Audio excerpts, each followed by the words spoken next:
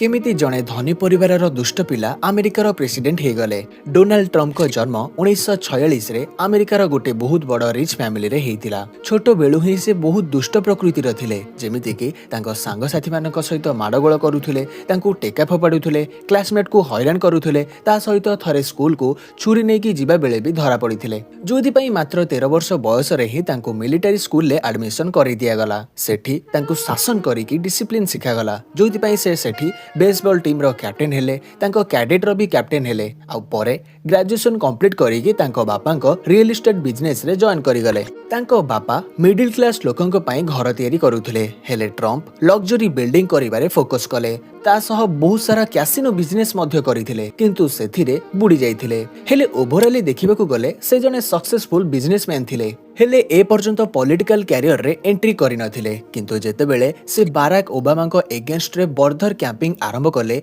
आ मिछरे claim कले कि Barak ओबामाको जन्म अमेरिका रे हेई ही नाही, सेतेबेले तांको पॉलिटिकल अटेंशन मिलिबा आरंभ होला। 2015 रे से प्रेसिडेंशियल कैंपेन लॉन्च कले, जोथिरे से जीति मध्य गले। हेले जीतिबा परे प्रथमे से जॉब क्रिएशन, टैक्स रिफॉर्म्स आ बॉर्डर सिक्योरिटी रे काम करबाको लागिले। किंतु कोविड आसीबा परे से कोविड को भलरे हैंडल न करिबारु पुणी हारि गले। किंतु 2024 रे से पुणी कमबैक कले आ एबे से पॉलिटिक्स रे मैड मैन स्ट्रेटजी को फॉलो करूचंती, जोथिरे से अन्य माननकु एइटा देखौचंती से निजे जीतिबा पई किछि भी स्टेप नेबाकू पछेइबेनी। तारो एग्जांपल तम सामना रे अछि।